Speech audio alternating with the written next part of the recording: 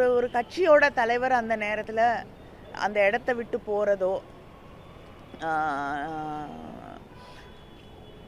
ஒரு ஒரு ஆறுதல் கூட சொல்லாமல் அந்த இடத்த விட்டு அகன்று போகிறதோ, தன்னோட பாதுகாப்பை மட்டுமே நினைப்பதோ வந்து நிச்சயமாக என்னை பொறுத்த வரைக்கும் நான் இது வரைக்கும் பார்த்திராத ஒன்று.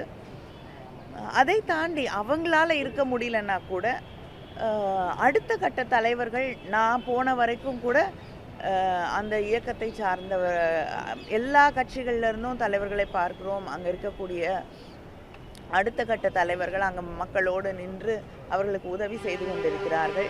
திராவிட முன்னேற்ற கழகத்திலிருந்தும் அங்கே இருக்கக்கூடிய தொண்டர்கள் மக்களுக்கு உதவி செய்து கொண்டிருக்கிறார்கள். ஆனால் அடுத்த கட்டத்தில் இருக்கக்கூடிய மாவட்ட கழகத்தில் இருக்கக்கூடியவர்களோ அடுத்த கட்ட தொண்டர்களோ கூட வந்து அந்த மக்களுக்கு உதவி செய்யாத ஒரு சூழலை பார்க்கும் பொழுது